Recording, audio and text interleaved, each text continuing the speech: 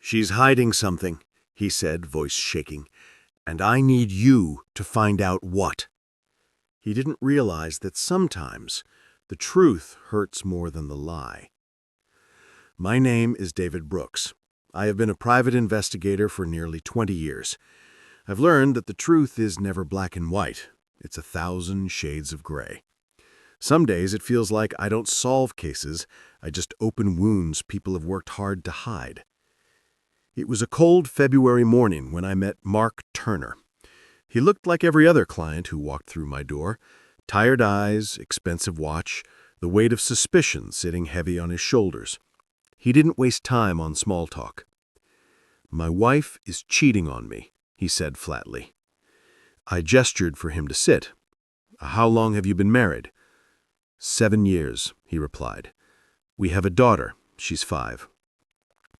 He placed a photo on my desk. His wife, Sarah, was beautiful in a quiet way. Soft smile, kind eyes, the kind of woman who looked incapable of betrayal.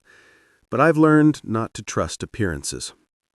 I asked, "What makes you think she's seeing someone else?" He rubbed his forehead. "She's been secretive. She leaves the house suddenly, says she's going to see her sister, but when I call the sister's place, she's not there. She hides her phone. I don't want to jump to conclusions, but something's not right." I nodded. "All right.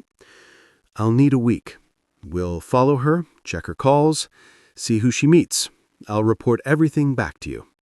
He agreed, paid the advance, and left. That's how it started. Sarah Turner's first day under observation was uneventful. She dropped her daughter at school, went grocery shopping, returned home. Nothing suspicious. But on the second day, things got interesting. Around noon, she got a call. 10 minutes later, she left home in a hurry. She drove across town to a small cafe in Kensington. Through the cafe window, I saw her meet a man, not her husband. He was in his 40s, well-dressed, confident. They talked for nearly an hour. Their body language wasn't romantic. No hand-holding, no stolen glances, but there was tension, the kind of tension that says something is being hidden. After they left, she didn't return home. Instead, she went to a quiet residential street and parked outside a 2-story house. She rang the doorbell, waited, and entered. She stayed inside for 2 hours. When she came out, she looked upset, eyes red, face pale. She sat in her car for a while before driving home. That night, I couldn't shake the feeling that what I saw wasn't a normal affair. Something was off. The next few days revealed a pattern. Sarah would leave home after mysterious calls, meet the same man, and sometimes visit the same house. But she never stayed long. I did some digging. The man's name was Michael Grant. Married, 2 children, a financial advisor. No record, no known connection to Sarah, at least not directly. So what was the link? The breakthrough came on the 5th day. I followed Sarah again. Instead of meeting Michael, she went straight to that same house. This time, I got closer. I saw a woman open the door. Late 30s, same eyes as Sarah. Her sister, Anna. I looked at the mailbox. It said, Anna Blake. Everything clicked. The man Sarah had been meeting, Michael Grant, wasn't her affair. He was Anna's. I stayed outside for hours that day, watching. Michael arrived a few minutes after Sarah. He stayed for an hour, then left discreetly through the back gate. Sarah came out shortly after, looking anxious. She called someone. I recorded the number. Later, when I checked the call, it went to Michael's phone. It was clear now. Sarah was acting as a shield. But why? When the week ended, I called Mark in for the report. He came to my office, tense and impatient. "So," he asked, "do you have proof?" "I have information," I said carefully. "But before I tell you everything, you need to prepare yourself. Things aren't what they seem." He frowned. "What does that mean?" I sighed.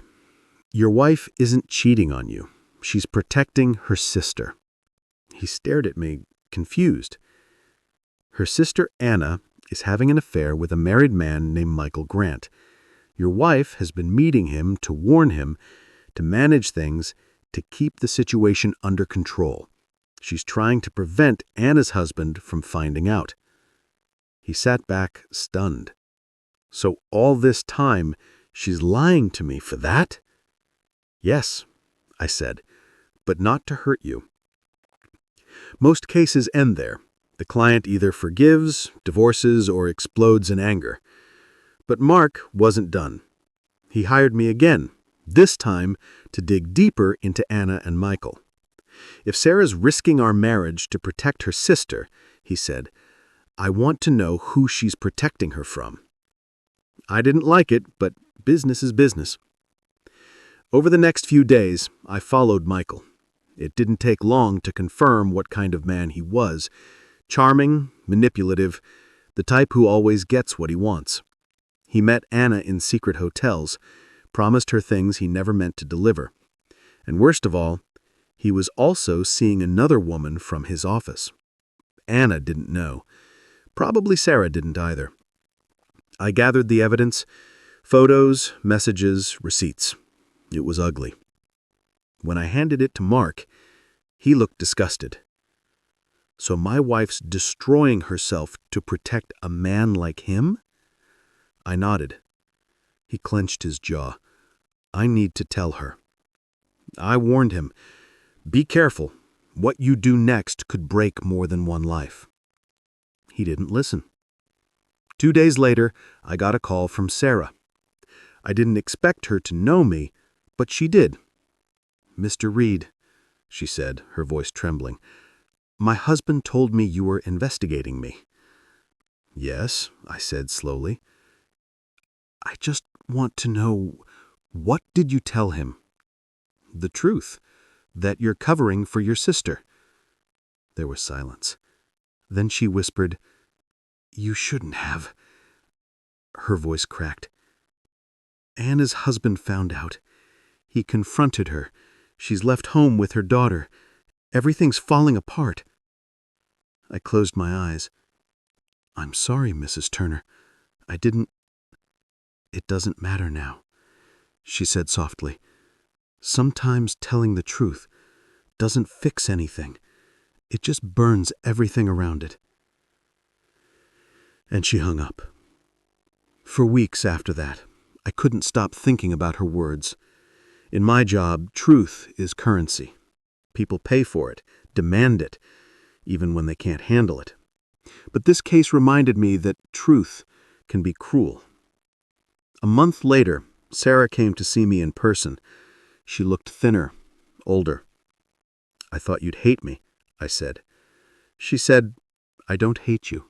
You did your job. It was my choice to lie. How's your sister? She's living with me for now. Her husband filed for divorce. My husband, he's distant. We barely talk. I nodded. You tried to protect her. She looked at me with tired eyes. You know, Mr. Reed, sometimes loyalty is just another kind of sin. And then she was gone. Months passed. Life went on. I buried myself in other cases, missing persons, background checks, messy divorces, but I couldn't forget the Turners. Then one afternoon, a small envelope arrived at my office. Inside was a photo. It was Sarah, her sister Anna, and a little girl in between them, smiling. On the back, a short note in neat handwriting. Thank you for showing me the truth has a cost. But at least now, we're free to pay it. No signature, no address, just that line. I placed the photo in my desk drawer among the hundreds of unsolved fragments of other people's lives. In this job, you learn that loyalty can destroy as much as lies can. And sometimes the line between love and deception is so thin, even the purest heart crosses it without meaning to.